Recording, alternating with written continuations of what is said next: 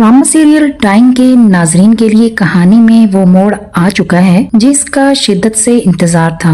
निहाल जो मिशा के रूप में जवार के घर की बुनियादें हिलाने में कामयाब हो चुकी है और ये तो अभी आगाज है। इंतकाम के शोले अभी उन तमाम किरदारों को अपनी लपेट में लेने वाले हैं जिन्होंने निहाल पर जुल्म किए थे। जकिया के खिलाफ शबाब ने पुलिस रिपोर्ट करके इसे जेल भिजवा दिया है। दूसरी जानिब जवार और शबाब के दरमियान शक की एक दीवार हायल हो चुकी है क्योंकि जकिया को बचाने की जवार की कोशिश शबाब के दिल में इसके लिए नफरत पैदा कर रही है।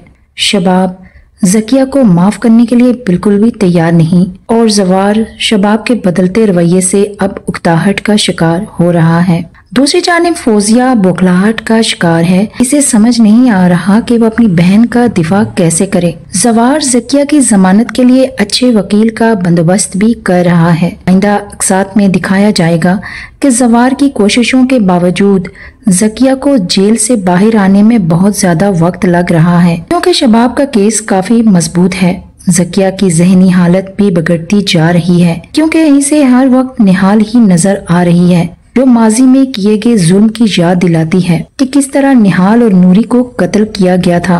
जकिया की दिमागी हालत खराब से खराब तर होती जा रही है और जवार की तमाम कोशिशें रायगा जा रही हैं क्योंकि शबाब माफ करने के लिए तो बिल्कुल भी तैयार नहीं है।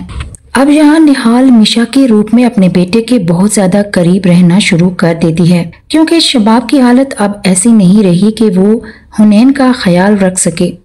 मिशा अपना काम बहुत अच्छे तरीके से कर रही है, इसीलिए जवार इससे काफी हद तक खुश है कि इस पूरे घर में मिशा ही वो वाहिद हस्ती है जिसने इसके दिल के टुकड़े हुनैन को संभाल रखा है। जवार अब शबाब के रवैये से तंग आ चुका है और घर के सब लोगों की असलियत भी इसके सामने आ रही है। इन तमाम हालात के पेश नजर जवार मिशा यानी निहाल के ज्यादा करीब होता जा रहा है और अब मामला तो दिल तक जा पहुंचा है क्योंकि जवार अब मिशा के लिए मोहब्बत के जज्बात को वाज़े महसूस कर सकता है। निहाल को अब अपनी जीत करीब ही नजर आ रही है लेकिन इसने खेल अभी शुरू किया है। इसे अंजाम तक कैसे पहुंचाएगी ये सवाल अभी सबके जहनों में गर्दिश कर रहा है। निहाल के लिए अभी फौजिया की सूरत में खतरा मौजूद है जो इसके बारे में काफी कुछ सोच रही है क्योंकि फौजिया के नजदीक इस मिशा नामी लड़की की वजह से घर में ये सब कोहराम मचा हुआ है। फौजिया को पक्का यकीन है कि जरूर मिशा ही सबकी जिम्मेदार है। इसे रास्ते से हटाना जरूरी हो गया है। शबाब के सामने फौजिया जब ज़किया के बारे में बात करती है तो शबाब इसे इसकी औकात याद दिलाती है कि अगर ज्यादा कुछ मामले को आगे बढ़ाने की बात की गई तो ऐसा भी हो सकता है कि बात जेल से फांसी के फंदे तक पहुंच जाए। इस बात का साफ मतलब है कि शबाब का इशारा निहाल और नूरी के कत्ल की जानिब है। फौजिया शबाब की ये बातें सुनकर हिल जाती है कि वाकई अगर सब हकाइक खुलकर सामने आ जाते हैं तो इन सब के लिए फांसी की सजा तो पक्की है।